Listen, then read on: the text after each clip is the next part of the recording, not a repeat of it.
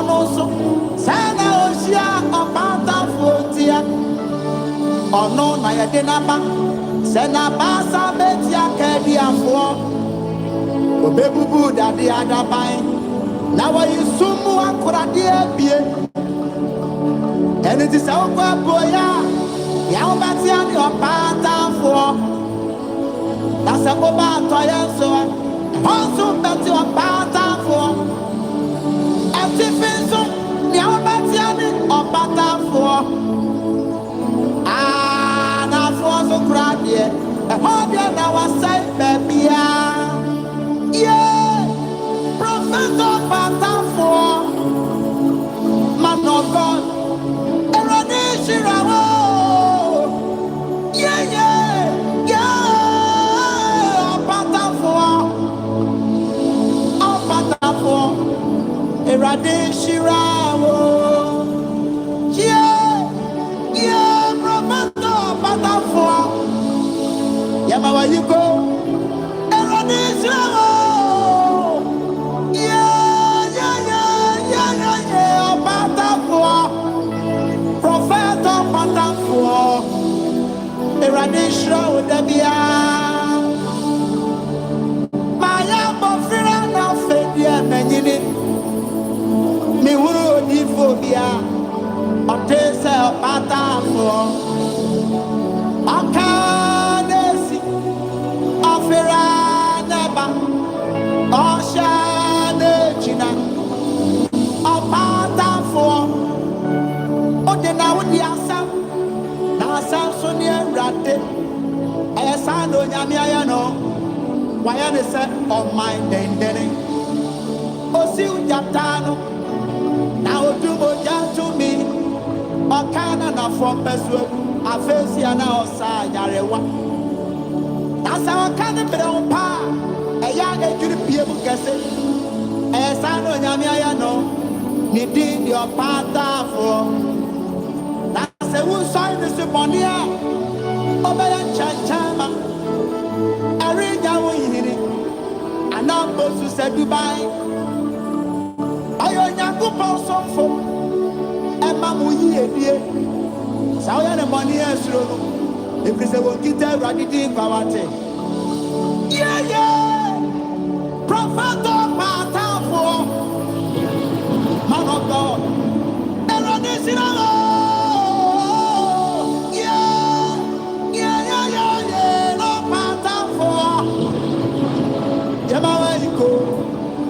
Eradishirawo.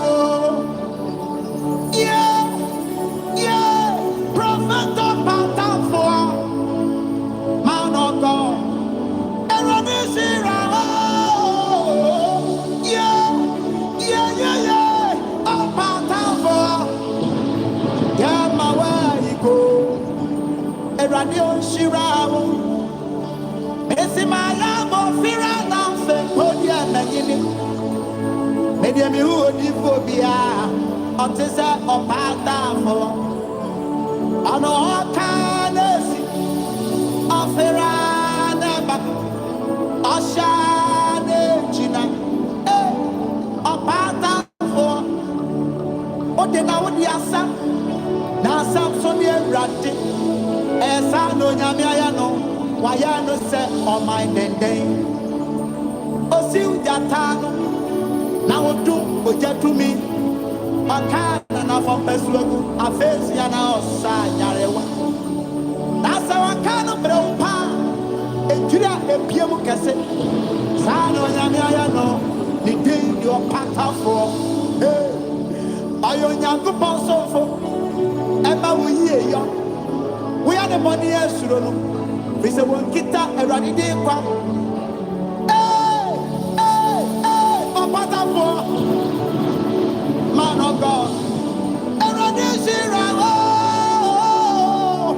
Yeah, yeah, yeah, yeah, OPATAFUOR. Yeah, my way you go. Eradishirawo, the Strenght of Heaven ministry. Yeah, OPATAFUOR, OPATAFUOR, Eradishirawo. You go, ho, ho. Hey,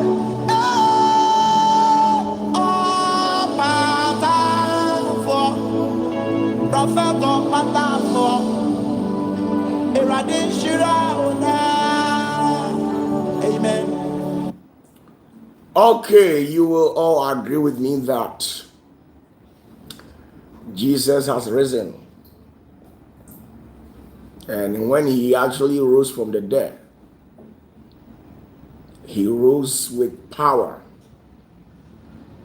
And for that matter, tonight I am here to share an undiluted word of God with you, as how we've always been doing on Tuesdays, Thursdays, Fridays, and then Sundays. I normally do meet up with you people on this very same channel to engage you people on an intellectual discourse, things that are highly susceptible, and as a matter of fact, it revolves around Christianity and then spirituality as well.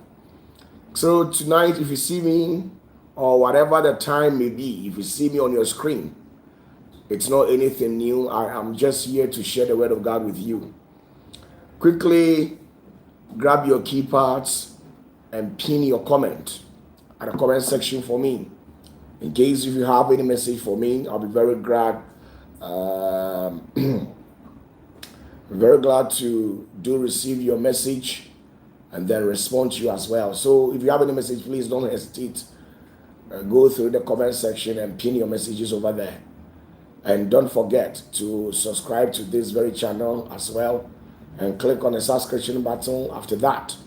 Then you click on the notification bell so that anytime that we come live or do upload a new video, you're going to get the link. And then kindly share this live telecast with a lot of people as much as you can. Well, let's quickly glance through the comment section and see some of the messages that you people have left over there. Ebenezer Ahoye, I believe so. Ahoye, Bishop Ahoye, Nyamike Ahoye, Boating, hi, how you doing? I believe you're doing well as well. If I do Wahin, greetings to wherever that you are. Ebenezer Ahoye, I believe you're also doing Stobite as well. Linda, how you doing? You're watching live from Colorado Springs. I believe you're doing well as well. Polysuman, Mr. Swansea. Mama Dinah, how you doing in UK? I believe you're also doing well in UK. Why be maybe Snyako, let's say Bibiaboko, Dr. Odru Bibiaboko, Crack, Everton Watson. Okay, thank you very much. I believe you're also on the line as well. Daniel Atua, I do not believe you're also doing well. Elizabeth Odru, how you doing? Lydia Odru as well. Energy, how you doing? I believe you're also doing fervently well. Mr. Victor, I believe you're also doing well. Salute you back as well. Mary Magdalene, how you doing? I believe you're also doing well. Panda, how you doing? Grace Koduda. Please, if you have any question, kindly pin it at the comment section for me. I'll be very glad to receive your message. So please, don't hesitate. If you have any question, pin it at the comment section for me. So as usual, it is what it is. Okay, Reverend Jima, how you doing? I believe you're doing well. Greetings to you as well. Please grab your keypads and then pin your question at the comment section for me. Shina, how you doing? Alice, I believe you're also doing well. Gideon, how you doing? I believe you're also swimming in the pot of health. Please don't hesitate. If you have any question, please leave it at the comment section for me. I have dedicated 10 minutes of our time to receive whatever question that you have for me. Okay. Don't forget to alert people that I'm live. This very evening, I can see some people. There are some regular viewers here, but I can't see them. So do send these live telecasts across on board. and alert people that I'm live. Okay, I think we've had our first question.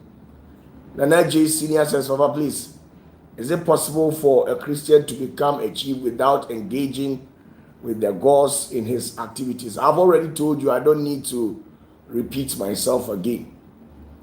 I've already answered this question. So if you have any question, please leave it at the comment section for me. Gladys Enimbre, how you doing?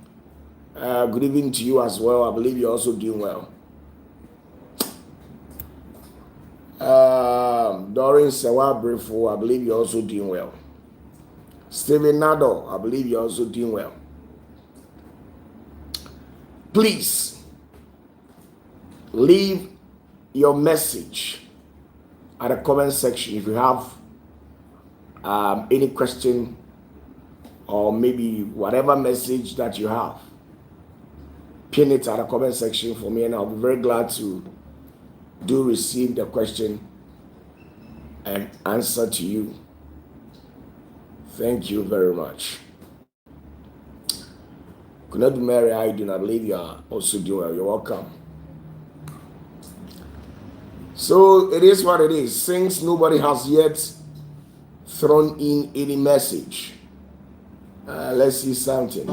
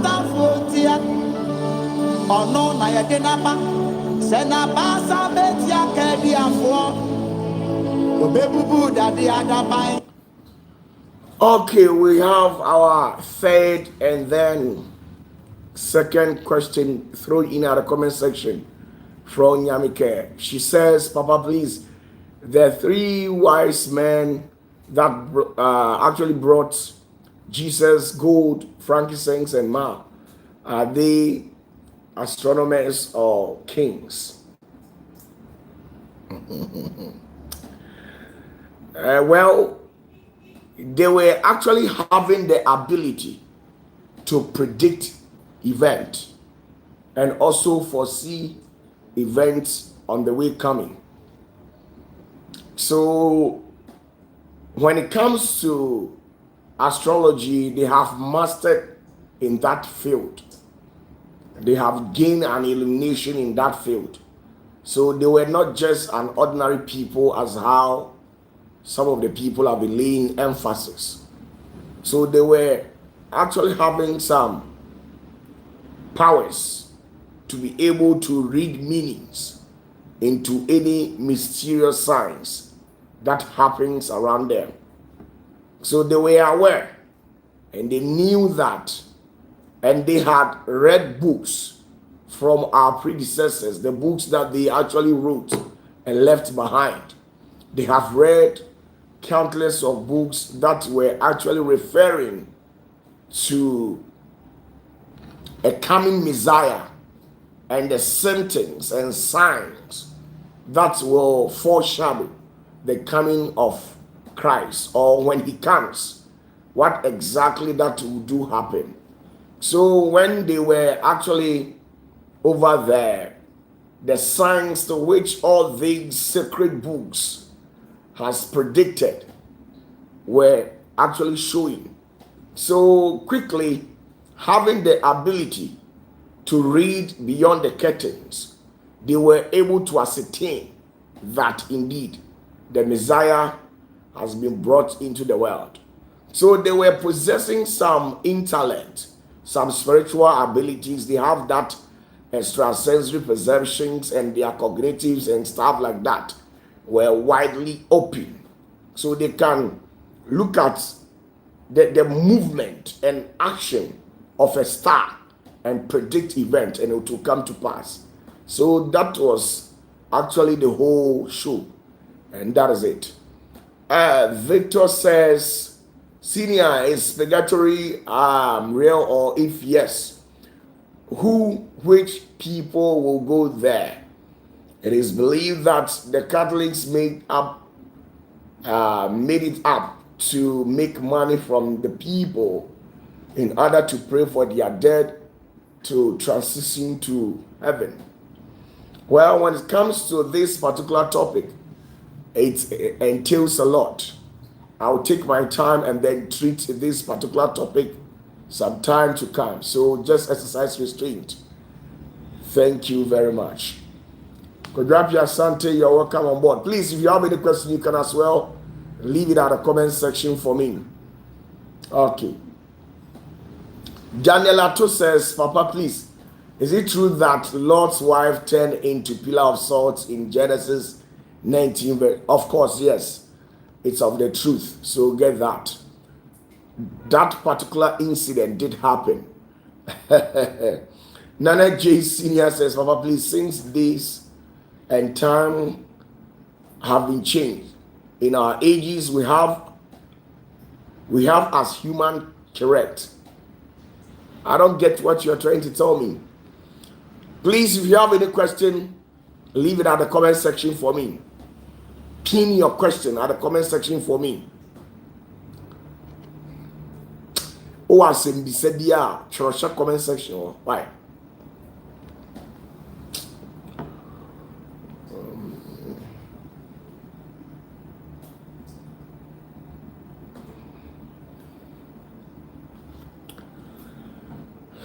Okay. So that's exactly how it is. If you have any question, you can leave it at the comment section. Japhet says, please, Prophet, how exactly did Noah build his ark? How big was it, and how did he call all the animals of the world into the ark? If anybody tells you that Noah built the ark alone, then this particular person is actually lying to you. There were beings who actually descended from the celestial world in the kingdom of great Yahweh to assist Noah with it. Powerful beings. And you know very well that when it comes to knowledge, it has been bestowed unto these celestial beings, these numerous beings who reside in the highest of heaven. So, rubbing minds together with these celestial beings, they arrive at a specific answer. And the Noah's Ark, as how some of you people know it to be, it was never built like that. It was built like a submarine.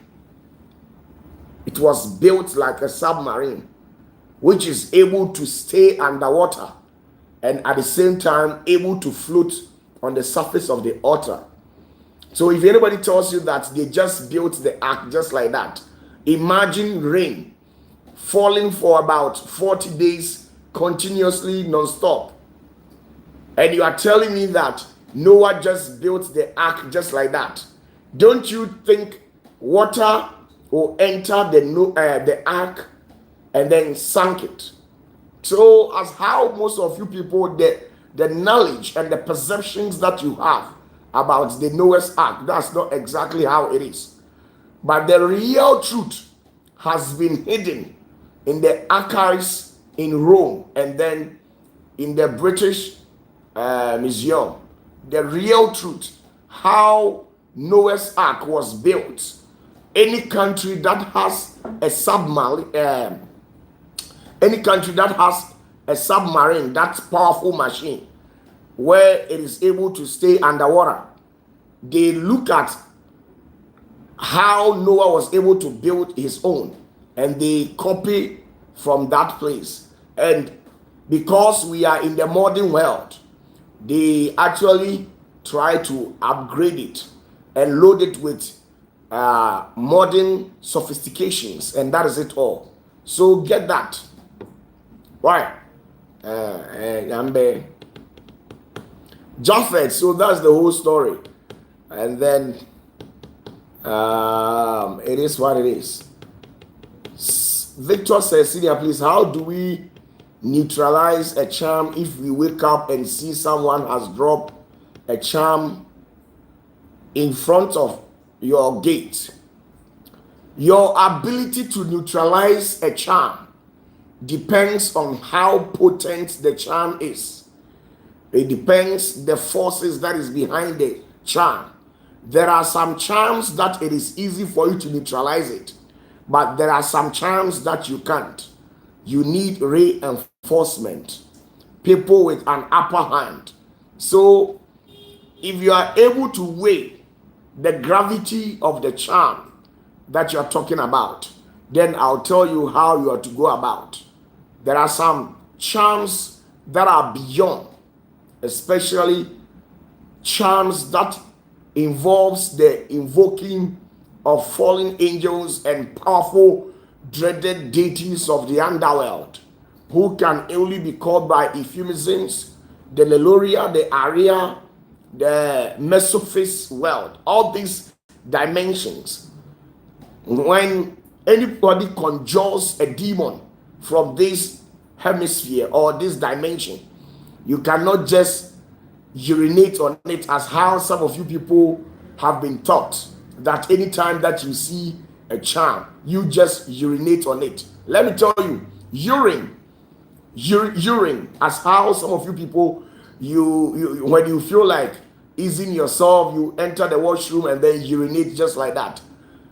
In the occultic world, and some of these demons and principality, the very food that they eat and then feed on is human urine.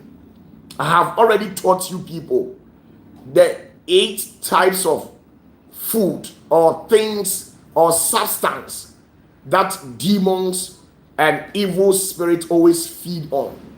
And I told you that number 1 is human blood. Number 2 is women menses. Number 3 is our urine. And the other, I've already taught you that. So you can glance through some of the videos that is actually uploaded on this very channel and go through it.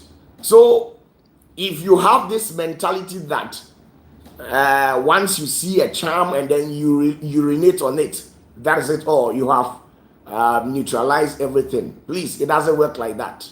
So you having the capacity to neutralize any charm depends on how potent the charm is. So that is it.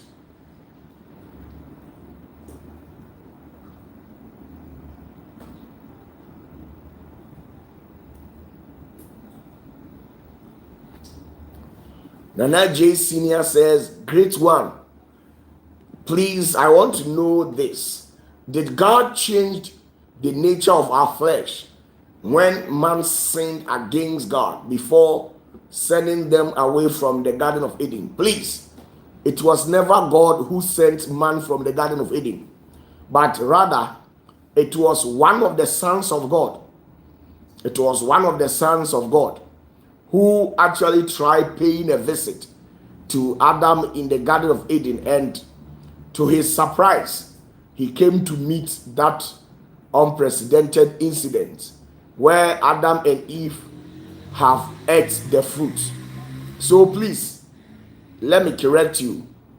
There are certain biblical prescriptions and assertions that the Bible always lays, but that is not the real truth. This particular channel is dedicated for truth, nothing but only truth. So the spirit which is perceived to be God who actually visited the Garden of Eden wasn't God, it was an angel. But this particular angel has been wielded and has an ultimate power to an extent where he can operate on behalf of Yahweh. So when he actually decided to pay a visit to Adam and Eve in the Garden of Eden, when he actually encountered that unprecedented incident, then he had no option than to lay a curse onto Adam and Eve and expel them from the Garden of Eden. Well, he didn't actually expel them from the Garden of Eden, but he restricted their movement and then walked them from getting closer to where the tree of life was planted in the Garden of Eden. So he walked them to the south part of the Eden and warned them not to get closer to the east part where the tree of life has been planted. So please get that. So please get that. It was one of the sons of God who actually walked Adam from that place. It wasn't the great one. May peace be unto him. Okay, who else? Roger Joseph says, Papa, the tree of knowledge the Bible talk about, is there any secrets behind everything? Yeah. It entails and contains every secret of this world. It contains every secret of this world. It contains every secret of the entire cosmic world, the entire celestial world, intergalactical world, interplanetary world. Everything could be found in the tree of life. So please, that's the whole truth. That is the whole truth. So the tree of life is not something to joke with. Even there are some angels who have not had the opportunity to set their eyes on the tree of life. And it's not any angel that can get closer to the tree of life, especially the angels who reside in the first, second, third, fourth, fifth heaven. These said entities can never get closer to the tree of life, with the exception of these entities who inhabit the sixth and seventh realm. They are only entitled to have a view or take a closer look of this tree of life. Apart from these entities who reside in sixth and seventh realm, the rest, they don't have that merit to have a view of this tree of life. So that is the whole issue. You see, when you read the Bible clearly, you could see very well that when the angel walked Adam and Eve from the Garden of Eden, he actually placed a cherub. And you know very well that cherubs are not easily to be dealt with. They are powerful beings. And all the knowledge in the world has been entrusted into the care of a cherub. As a matter of fact, in the early beginnings of my ministry, when God had the intention of upgrading me spiritually and physically to bestow upon me the things of the secrets, he actually sent a cherub to come and then rewire me newly and then bestow upon me a new strength. So knowledge, wisdom, and everything that has to do with the divine realm.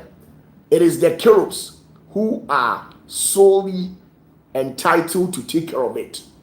That is why there is no angel or a sub-category of groups in heaven that has the ability or knowledge about the tree of life. It is only the cherubs. So when they walked, these very two partners in crime, when they walked them out of the Garden of Eden, they had to bring in a new cherub to come and then take care of the entrance leading to where this particular tree of knowledge has been planted. So that's the whole truth.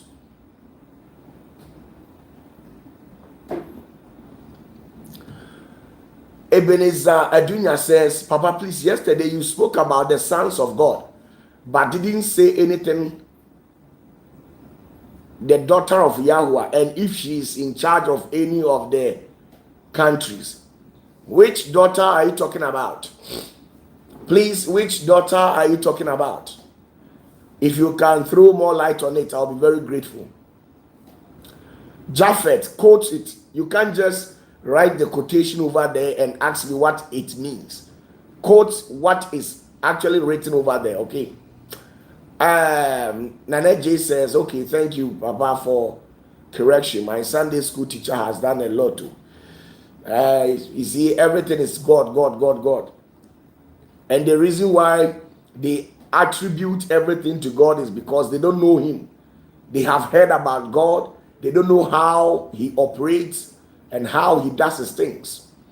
So most of the people, they always go to church and that is it all. They don't know anything. Okay, that's just by the way. Ebenezer Dunya, which daughter are you talking about? Which daughter are you talking about? If you can throw more light on it for me, I'll be very grateful. Please, we've spent more than 10 minutes. You all are aware of what I'm saying. So be fast as you can. Okay, Japhet says, and the Lord commanded the unjust steward because he had done wisely. For the children of this world are in their generation wiser than the children of light. I've already explained this. Glance through some of the video that is uploaded on this very channel and you get it. I have taken my time to elaborate on this particular scripture, why the Bible deemed it fit that the children of darkness are wiser than the children of light. We Christians that are believed to have followed the light, Bible says that the dark world, the occultic people, the secret societies, they are wiser than us. And I actually cited so many examples why the Bible see us to be that low-minded people who are actually following Jesus. Okay. Nana J said, Papa, please, so even after God has called you into His ministry, He has to send His angel to come and strengthen you again before you can work effectively. Yes, because the work of God is not based on bread and then wine. So you can never be called into ministry and you still possess the old attributes of humanity. It doesn't work like that. Me, I was thrown onto the desert and I was picked up by the great Yahweh. And I was trained on the desert for so many years. I walked with the great Yahweh, studied His ways, how He operates. He took me to the celestial world for me to have the opportunity to meet some of His sons, spoke with them, gave me a stand in His kingdom. Now after that, He gave me a key. He gave me a secret. He gave me a seal. He took His time to prepare me very well. He took His time to prepare me. So I didn't just wake up one day and became OPATAFUOR. I went through a series of processes to refine me up to this particular level that you people see me. So when God calls you, there must be preparation When he calls you, there must be preparation. He takes his time to prepare you very well, depending on what the purpose of your calling may be, the reasons why he actually called you. It will depend, your preparations will depend on the reasons why he actually called you. There are some of you who are called to be apostles, teachers, evangelists, and stuff like that. It depends. You are a prophet, and the prophet may be your prophetic unction that was bestowed upon you. You are to operate within a given jurisdiction. You don't have that power to traverse beyond a given confinement where you are supposed to operate. So your prophetic anointing will be measured according to the work that you are supposed to do for Yahweh. He will never exceed or add even a drop or a single power to it. Because when he adds that particular power to it, what exactly are you going to use it for? Knowing fully well that whatever power that he has given to you, it is good enough to sustain you till you finish your work here on earth. So I have gone through a lot. So that's the whole truth. Okay. So you have to be prepared.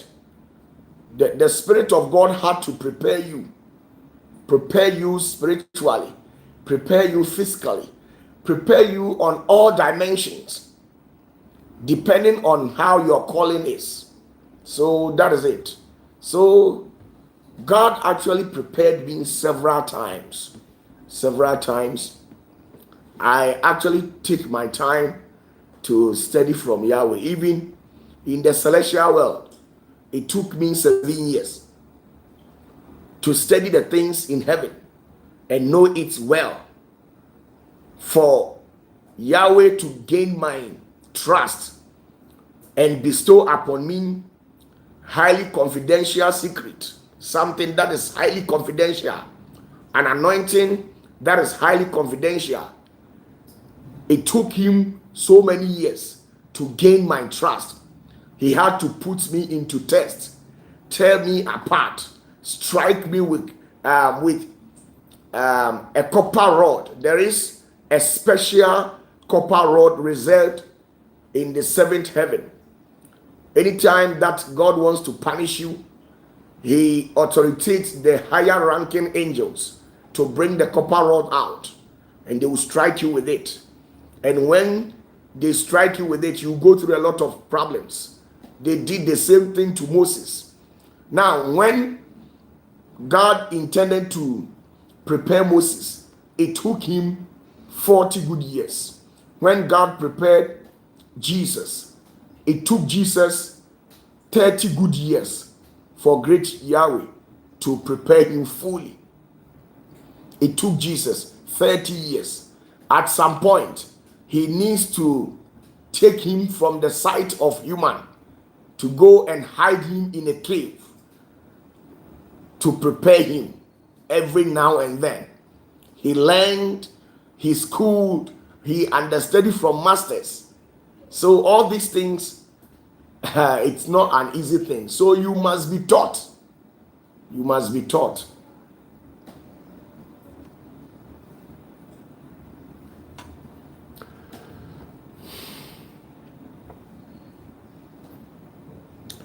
Nana J says, Papa, it seems all the ministers of God these days are all acting as prophet. Why God is not interested in teachers, apostles? You see, the question in here is that there are so many people in this country who are scattered across the global world who are professing to be prophets. But in reality, they are not prophets. Some of them are mere revelators. They receive revelations, and when they say it comes to fulfillment, and they think that because they can see and they say and it comes into fulfillment, it makes them a prophet. Do you know whom a prophet is? Do you know whom a prophet is? When we are talking about a prophet, an apostle An apostle can see and prophesy. An apostle can see and prophesy. A teacher can see and prophesy. You see, let me make this statement. Your ability to see spiritually in the kingdom of Yahweh, that is the least expected gift. Because once the Holy Spirit dwells in you, your eyes will be open spiritually, your ears will be open spiritually. Even if you are a drunkard and the Holy Spirit comes to reside in you, if you are a fornicator, you are a thief, you are an armed robber, you are whatever, once you invite the Holy Spirit to come and live with you and the Holy Spirit comes to dwell in you, automatically you receive that pattern of grace to be able to see in the rest of the spirit. So if anybody holds a mic and begins to prophesy, and when he or she prophesies, it comes into fulfillment. This is not any gift. We that have inclined to a higher realm, when we see such people, we are not moved by the prophetic unction. I'm not a type who is moved by the prophetic office. When we talk about a prophet, do you know whom a prophet is? You would think that God will call somebody to come and stand on the pulpit and start operating in the office of a prophet, and he will start saying things like, I can see in the rest of the spirit, you are wearing black pant, red pant. I have entered your house. Your bed is on the left side. Your wardrobe is on the. You think God will stood so low to bestow upon you such a gift, which will make the prophetic office to become a sin of mediocrity, right? That's how some of you people think. All those people, they have gone to seek for the powers of charms and they are using it as prophet, but they are not prophet. They are not prophet. They are not prophet. Every prophet, depending on your level of your prophetic unction, determines where you will be prepared. Depending on your prophetic unction, will be determined where you will be prepared. In fact, since creation, the only office that is being held in higher esteem by Yahweh, and he doesn't joke with it, is the prophetic office. Do you know the reason why the prophetic anointing is always under attack? It is always under attack, but not the apostle anointing, not the teacher, not the pastor, not the evangelical power, but the prophetic office is always under attack. It's because the prophetic is the mouthpiece of Yahweh. The prophetic is the eyes of Yahweh.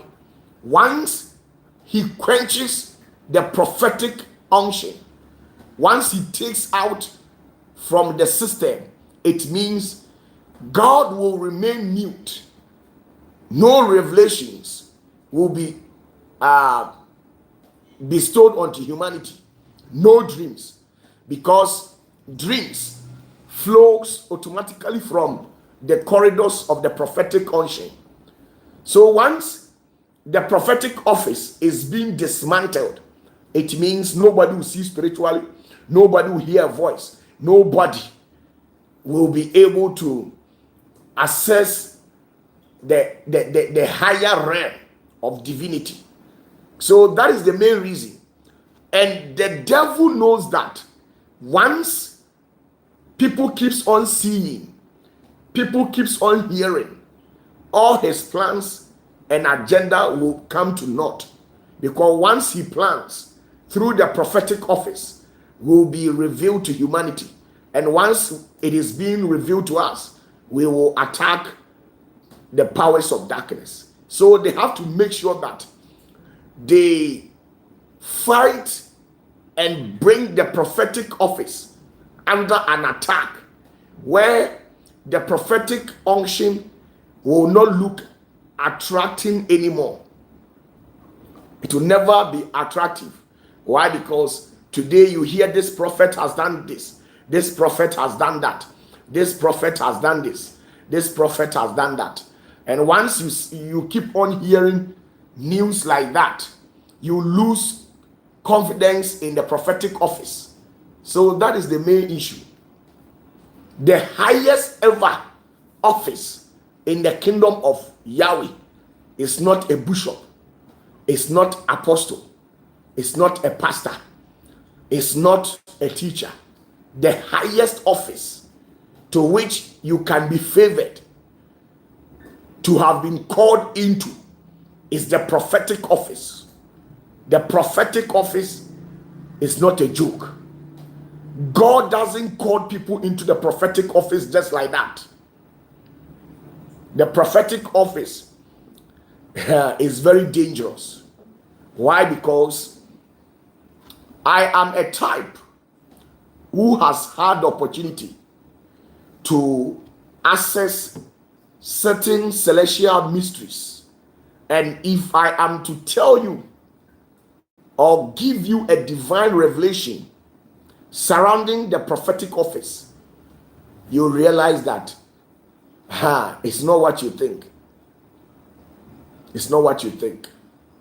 So the prophetic office is the highest of all the offices instituted or designated by Yahweh to work in his vineyard. All the positions in the kingdom, the prophetic office is the highest. That is why these days, when people say, I am a prophet, I keep on laughing at them. Why? Because what are you propheting? What are you prophesying? So you think when you come out and say, I can see this, I can see that, and it comes to fulfillment, and probably because of that, it makes you a prophet, right? That's not the reality. Prophets are prepared in a mysterious way. If I am to detail how a prophet is actually prepared in the celestial world, you'll be shocked.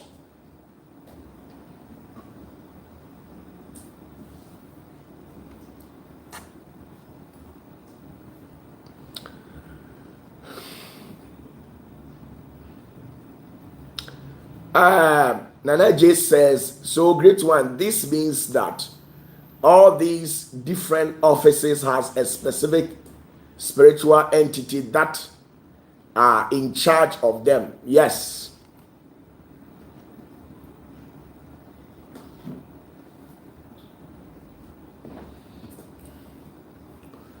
He says, how do you know if one is called a prophet?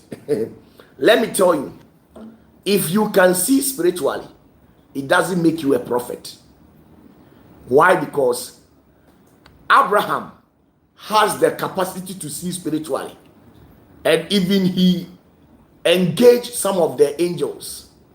If you don't have spiritual eyes, will you be able to discern to see an angel of God? Abraham was a man that has the capacity to see. Secondly, Solomon was given a gift, a power that has ability to fight demons, to force demons to oblige by his rules. You see, Solomon was wielded with power. David was wielded with power by the great Yahweh. There are so many people in the Bible who were having spiritual foresight, but in as much that they can see, it doesn't warrant them to be prophet. It doesn't warrant them to be prophet. And there are three types of prophet. There are three types of prophet. There are prophets who sees only through dreams, and there are prophets who sees only through revelations, and there are prophets who communicates with God one-on-one. So depending on your prophetic mandate will determine how the divine realm or the divine council will tend to interact with you. There are some prophets, no matter what you do, still you are not recognized by the higher realms. You only operate right on the surface. You are not permitted to enter into certain dimensions. So you must be rest assured, hear the voice clearly, and collect your seal. How can you be a prophet without a seal? It doesn't work like that. You are a prophet, but you don't have a seal. How do you operate? How do you administer unto people? Or you just pray, and when your eyes open, you start prophesying just like that? Please, it doesn't work like that. A prophet who has been called and ordained by great Yahweh must at all costs get your seal. You must get your keys. You must get it. Once you are a prophet and you don't have your seal, you don't have your key, it means you can never be part of the prophet. When they try accessing the archives in heaven to read from the book of the prophet, your name will not be recorded in it. Or if in a better way, you will never be recognized. Why? Because you don't have a seal, you don't have a key. You only go about telling people that you are a prophet, just like that. Just like that. Just like that. You must have a key. You must have a key. Okay, so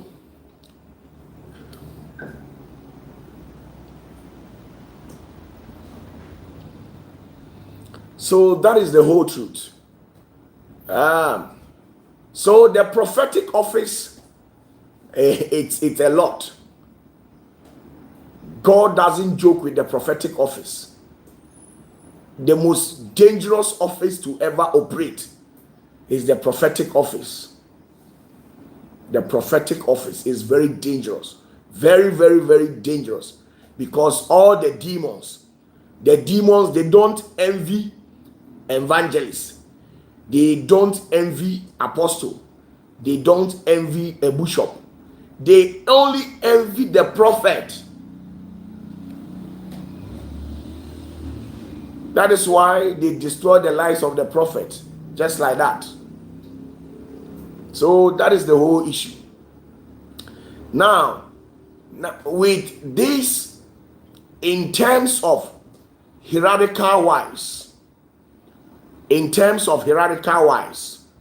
level of authority in the field of the prophetic, there are 4 levels. We have a prophet that has been wielded with a phylactery. There are prophets that has been wielded with a phylactery, and the phylactery is a different seal.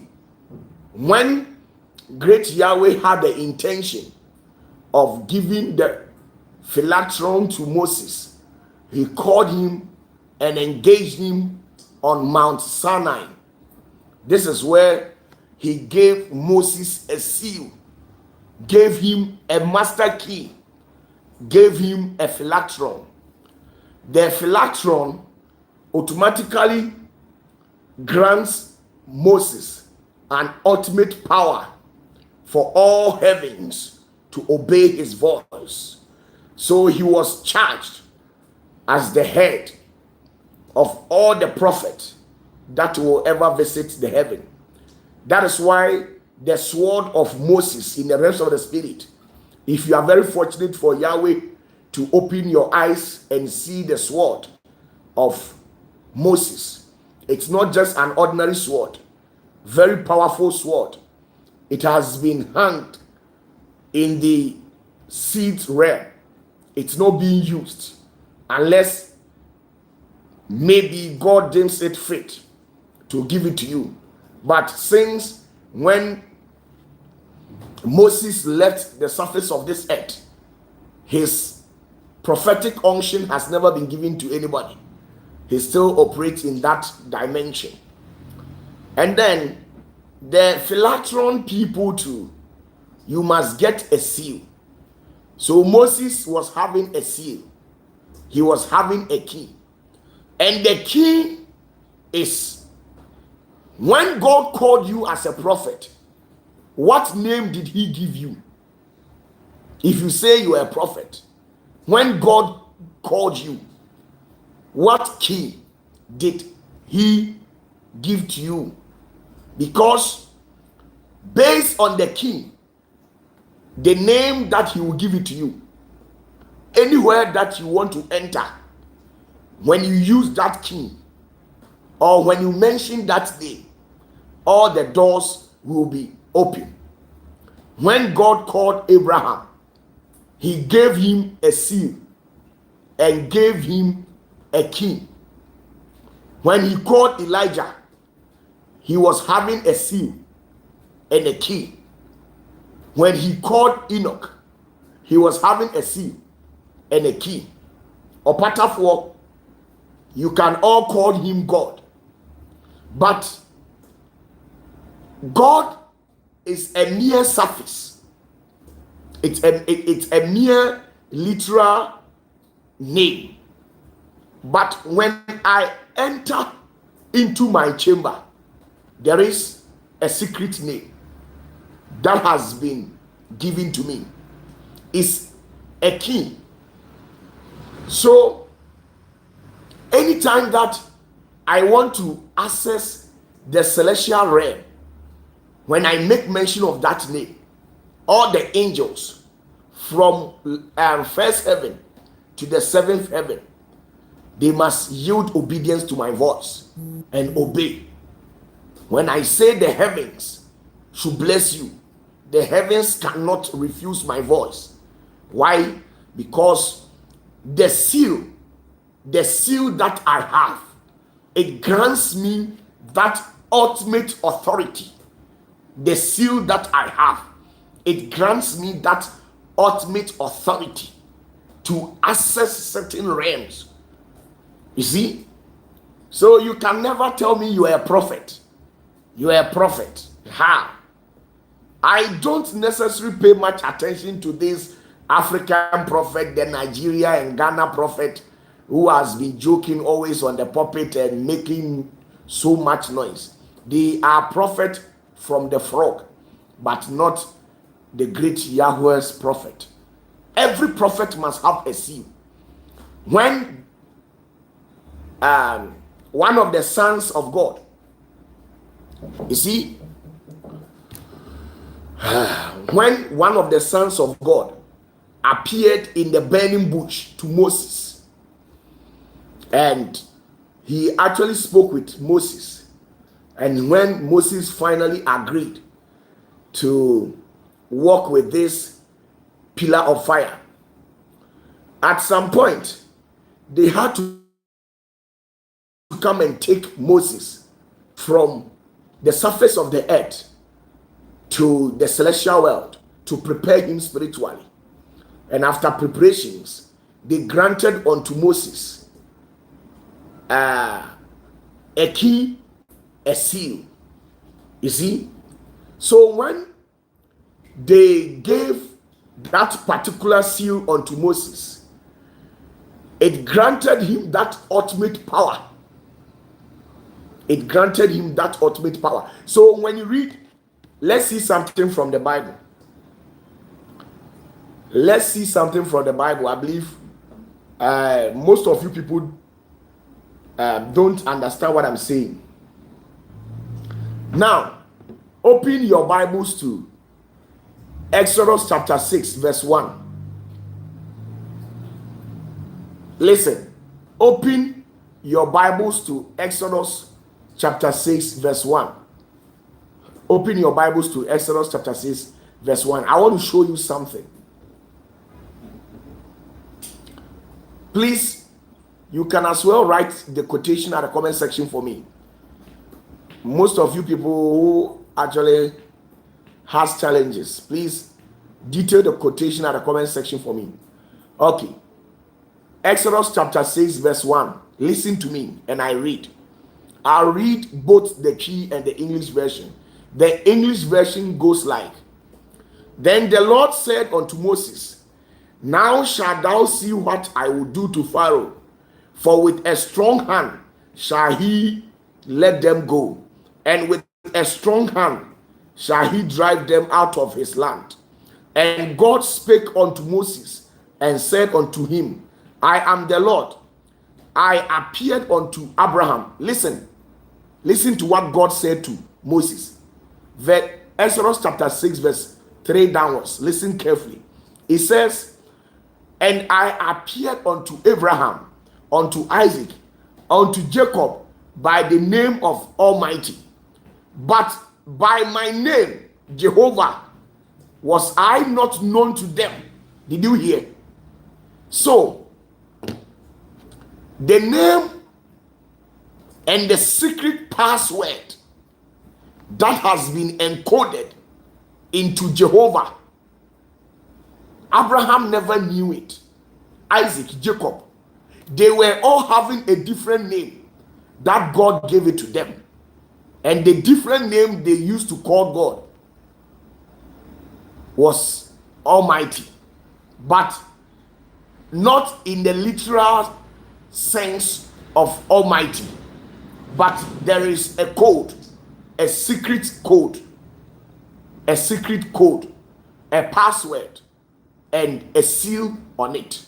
So you see, now verse 4, and I have also established my covenant with them to give them the land of Canaan, the land of their pilgrimage, where they were strangers. And I have also heard the groaning of the children of Israel, whom the Egyptians keep in bondage, and I have remembered my covenant.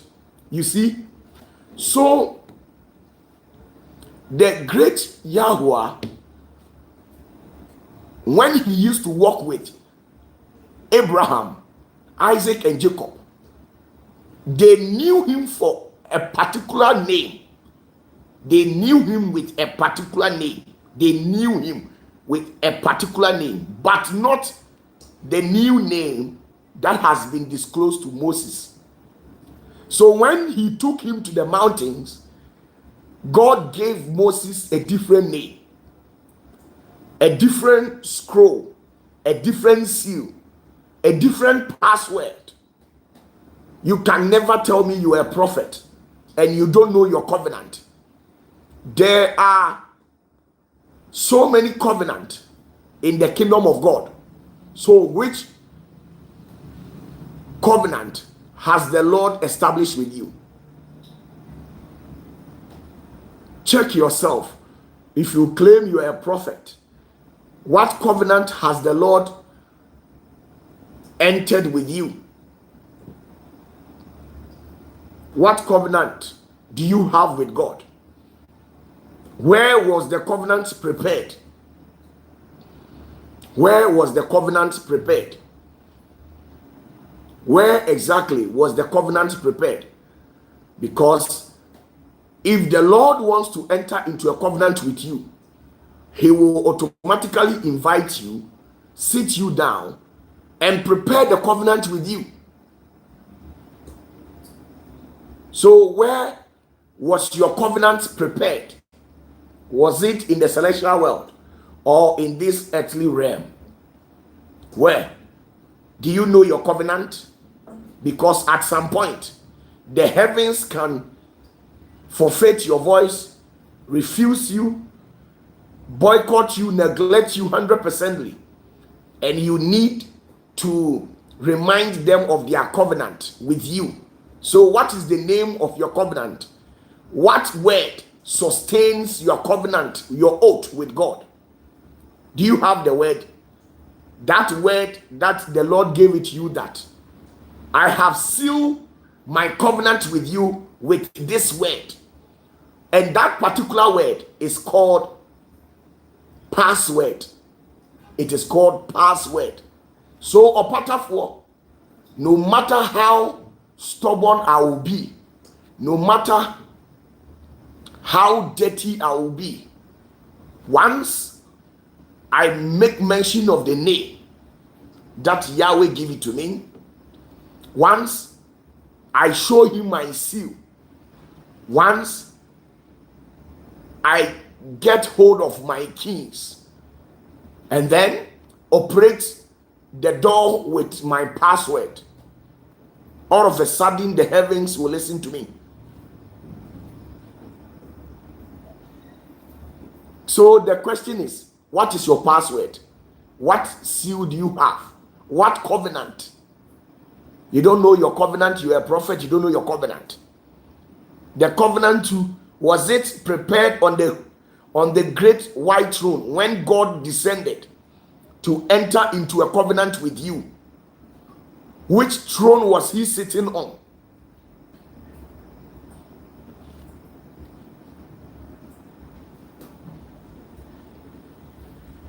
What throne? When God was entering into a covenant with you, what throne was he sitting on? Was he sitting on the sapphire throne or on the great white throne? Which of them? You must know it. And by knowing it, it will help define your office and your status, so that you don't mistakenly speak ill against a man of God who has been enthroned in the higher realm more than you. Don't you know that?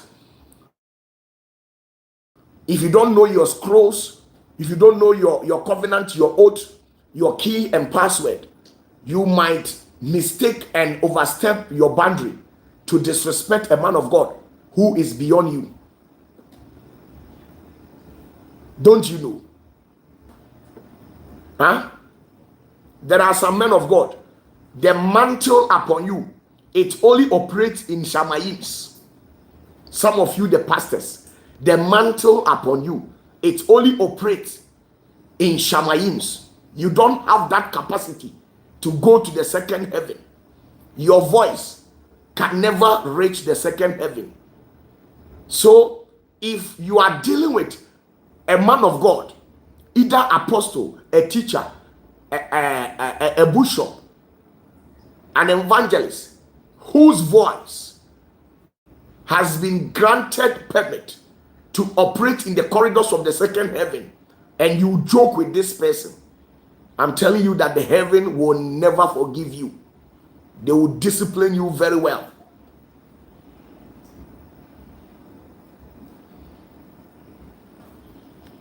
You see? So,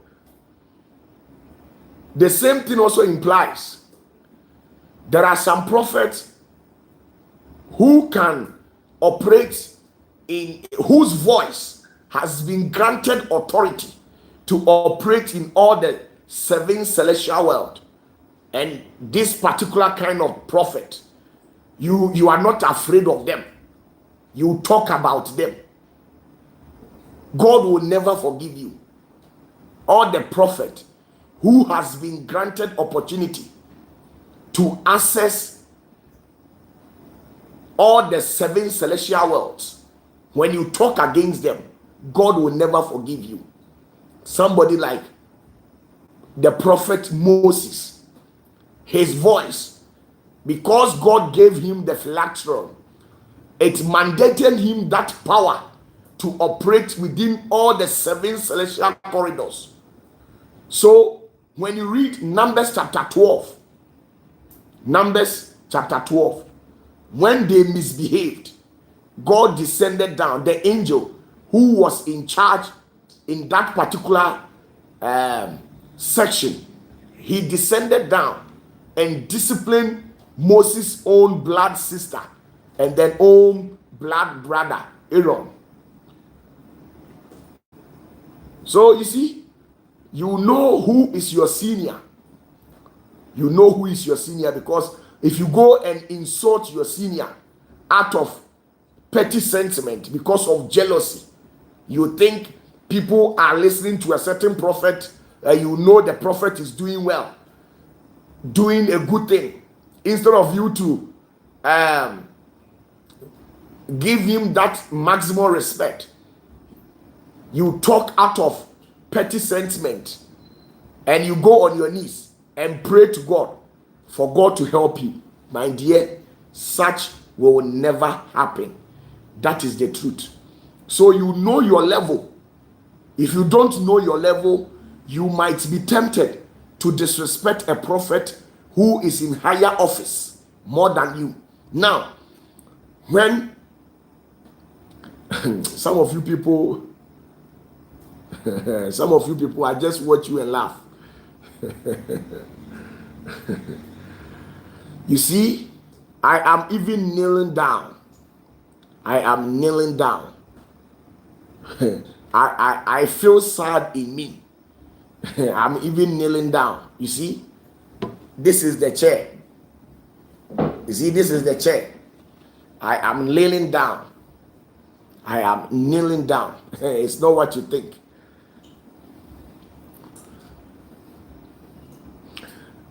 Shadrach Yeboah says, Papa, please, my question is, does the other offices like the pastor, the teacher, the apostle have a seal, a key, a covenant with great Yahweh as a prophet? Yes.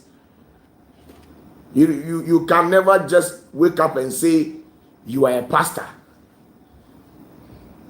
Now, let me tell you the truth. The seal is like a signet of a higher authority. When you bear a seal, this is where when a principality sees you, he will recognize you as an officer of the Lord.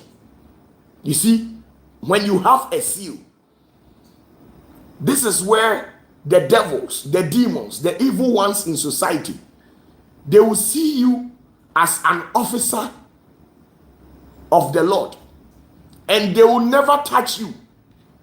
They will never touch you. Let me tell you, once you have a seal here on earth, no demon can touch you. But the only thing that they can do is to report you to higher authority. They will report. You see, the reason why Satan was not able to destroy Job was because Job was having a seal from the great Yahweh, and because of that, the devil couldn't destroy him, and he had to flew to the zenith of heaven to stand in the midst of the sons of God who were in a meeting with great Yahweh to file an official complaint against Job. So the only thing the devil can do to me as OPATAFUOR, Antoine Suonyama, Brekune, Ayanta Apape, and all the dreaded deities, the only thing they can do to me is to file an official complaint and take it to heaven and tell heaven that your son is disrespecting us, your son is doing all sort of things, so they should discipline me. That is the only thing they can do, but they can't do me anything. You see the reality.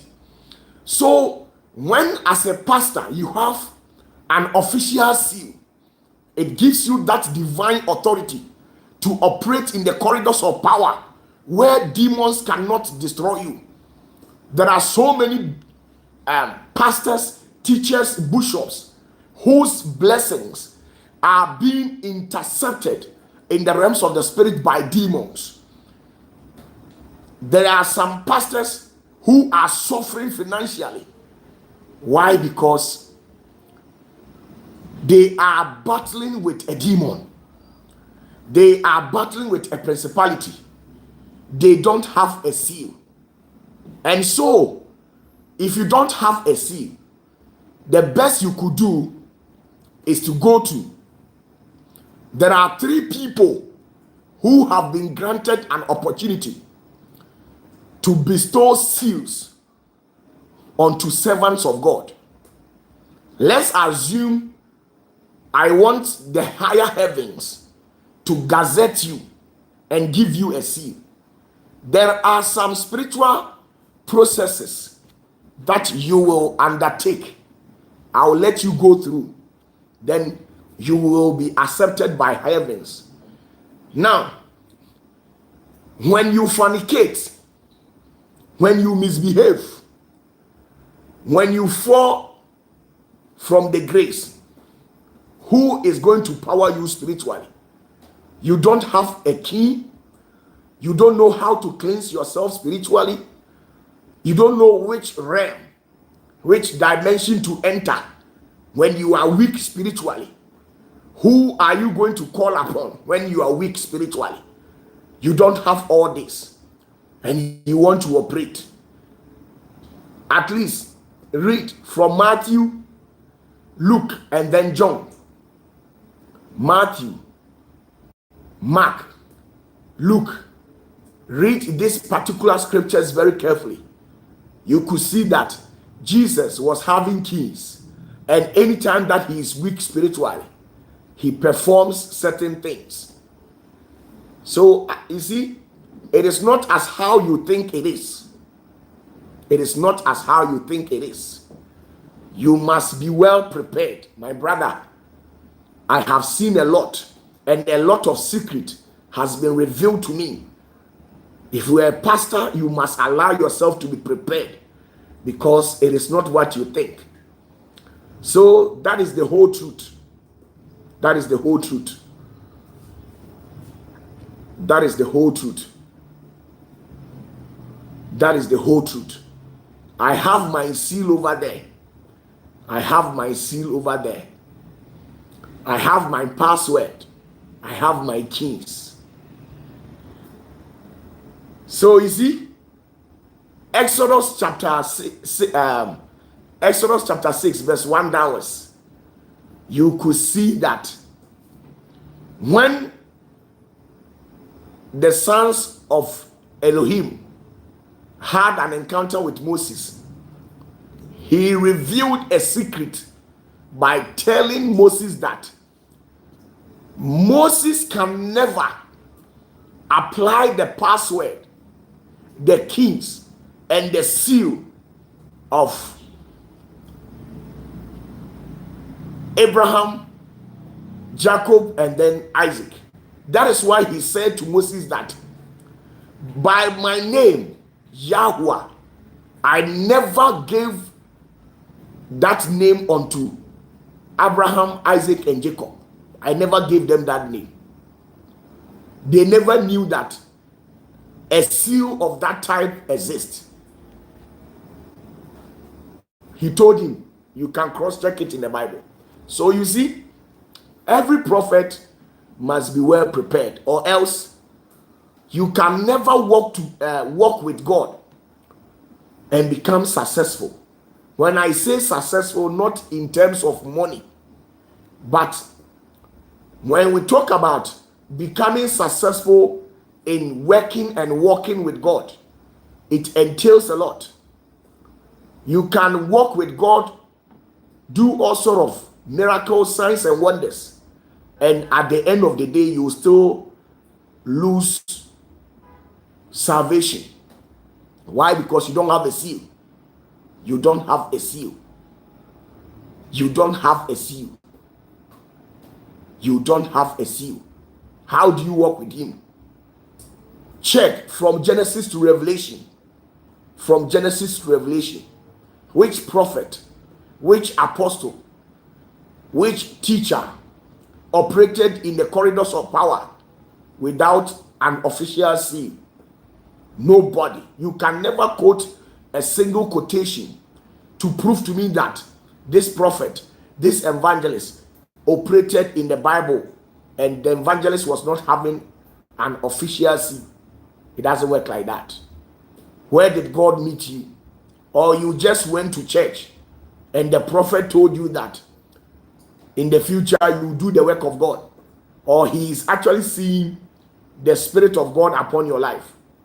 Were you being told that? Let me tell you, after God has revealed that mystery unto the prophet, unto the apostle, to advert to you that in the future you will do his work, God himself, through his infinite wisdom, must come to you directly and call you into his ministry. There is no single person in the Bible who was called into ministry through somebody. Everyone had their official calling by the Spirit. You are all aware, Paul, who was Saul, a very terrible person who later became Paul, he had an encounter with Jesus on his way to Damascus. And this is where he had his official calling, which actually rendered him paralyzed. He became blind for 3 days before God sent a man called Ananias, a pastor, to go and pray for Paul and give him his official keys, official seal, and his password to enter into the kingdom of great Yahweh. So you can never tell me that I went to a church and the pastor told me I'll become a prophet, and ever since then I have started praying and fasting, and I am able to perform a miracle, signs and wonders. It doesn't work like that. There are so many spirits in the realms of the spirit who are able to perform signs and wonders. So you must be able to hear, see clearly, to know exactly what sort of spirit are you operating with. Don't deceive yourself. So you see, in matters like this, then you must go to the prophet who has that phylactery, for the prophet to prepare you. That is the whole truth. You see, in case you are a pastor and you don't have a seal, you must run to the ones who have phylacteries to give you.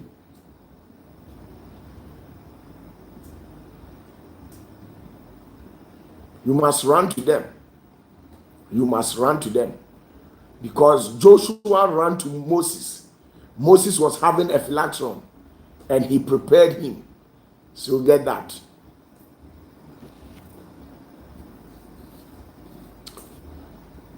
So you can't just wake up and you don't know. You don't know, eh?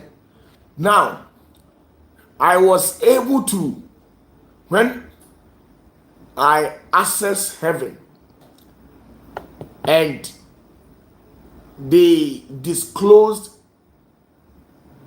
their mode of operations to me, I was shocked. I was shocked. I was shocked when a lesser entity sees its superior, his captain, his arch. Do you know what they do? There is, now let me take it from fifth heaven. All the officials in and the workers in fifth heaven are extremely powerful. Now, from sixth heaven going, they all wear a crown. They have a crown on their head, showing you that they are not ordinary beings. And within that same jurisdiction in the sixth heaven, there are some of them who have been made happening.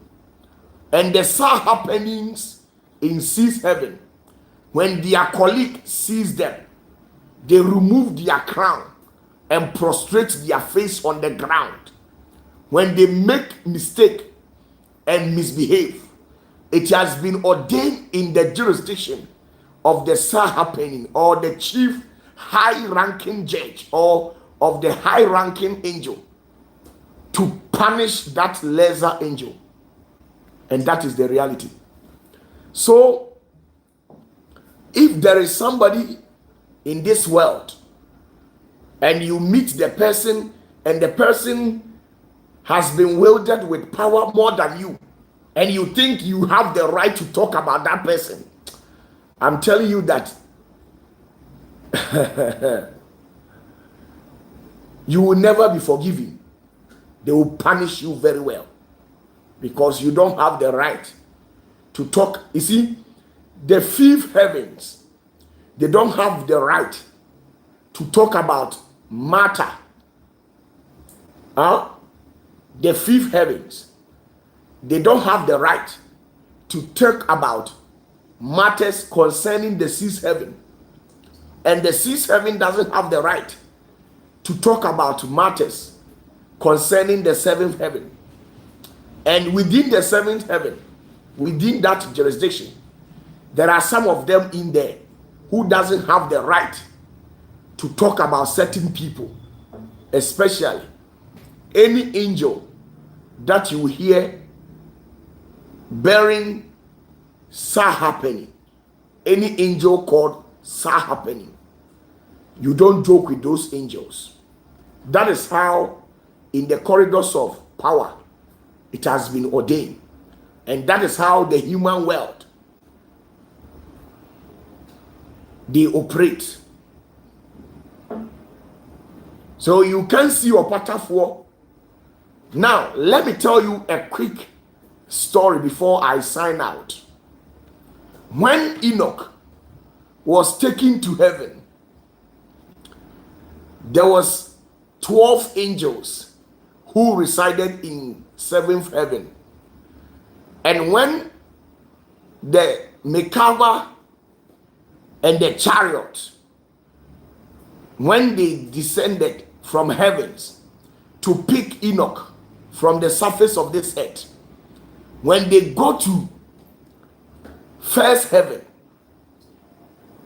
when you read other books, it states that the angels of the seventh heaven were able to perceive the presence of Enoch. And when Enoch got to the seventh realm, now the great one who sits on the throne, an angel, there is an angel in heaven who has been wielded with power, who actually confronted God and asked God that who is this small boy that has been granted opportunity to visit this realm. And then Yahweh says he like Enoch. Enoch is the generation from, he comes directly from the generation of Adam, and he is a good person. I have come here to make him take in charge, give him that divine authority for him to take total charge of the entire province of all the seven heavens.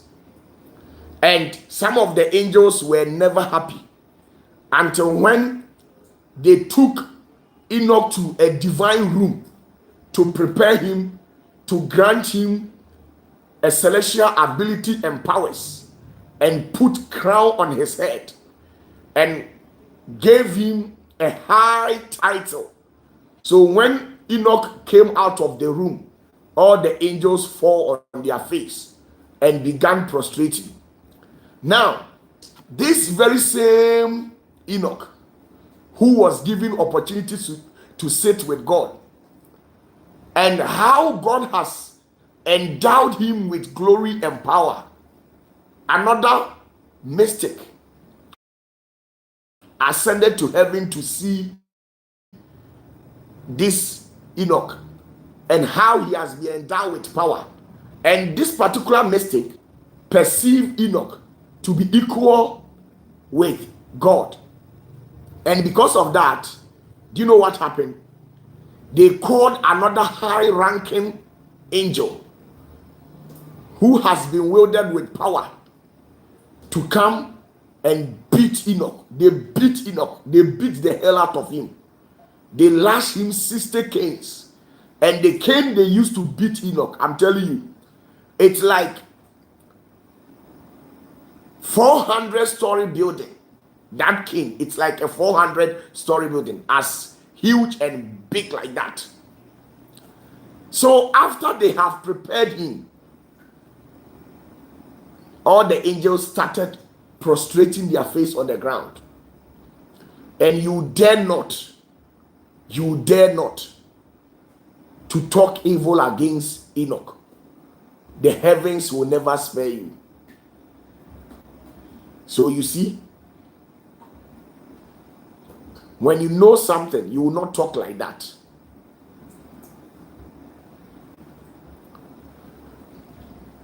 Di ewiase no enye ye nyina na ye pe. Ebi no motumi ekura o na no ode. Ebi mu ye mpanyimfo. Na oye obi o ha okoka ne ntokwa na osee wo Nyankopon onje oda. Na okura Nyankopon no kohunu we. Ehemfa na akofre no. Sa na wiase tie. Okay, so thank you very much. Thank you very much. Thank you very much. I am a chief executing officer. I am one of the high-ranking chief officers in the realms of the spirit. You don't mess with me. Now, when Enoch entered heaven, they called him youth. Go and check it on the internet. When Enoch entered heaven, they called him youth. And Enoch asked them, why are you calling me youth? And they told him, comparing my age. And then the angel told Enoch his age. The angel said, he is more than 20 million years. But Enoch is just near 60, 70 years. So they called Enoch youth. But after God has rebranded Enoch and wielded him with power, these particular angels later refrained from calling him youth and called him an elder, and which is Sahapeni, the great elder of heaven, or the entire province of heaven, the Sahapeni. Go and check it. So sometimes you might be older than somebody physically, but my dear, spiritually you are still a baby boy. You are still a baby boy. Sanity. Entimino asofu ewo Ghana ha no. Omunim me. Say me a high ranking chief executive officer. Omunim obi a owa ni bia o my identity. But me a young guy. Ndeduru me be a young guy sunu etimi ba me mu kakra. But me a high ranking officer. High ranking officer. So for being ho when obetimi abomi din di aye rough. Because ubomi din di me ye rough me visito na me visito so a wa be feel it très bien. Ya mi shira bye bye.